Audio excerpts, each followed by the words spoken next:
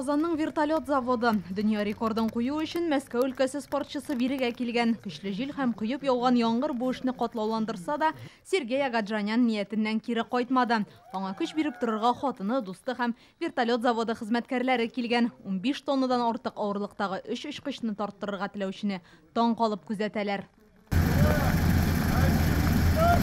Күз ачып йомганчы башка сыймаслык күренеш. Сергей Агаджанян 24 секунд эчендә вертолетларны тартып барган килеш 4 метрда 30 сантиметр ара узды. Алай гына да түгел, трюгы тагын да мавыктыргыч булсын өчен резин җылыткычны өреп шартлата. Моңа кадәр дөньяда беркем дә мондый авыр эшләрне бер юлы башкара алмаган.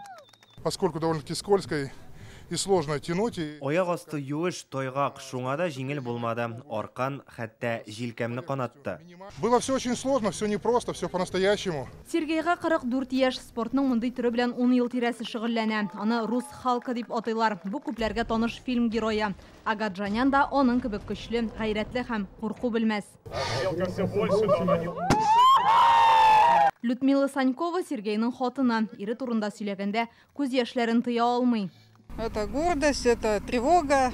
Бу минем өчен горурлык, тик бик борчылдым. Һәр яңа рекордын куярга барган саен аның өчен кайгырып торам.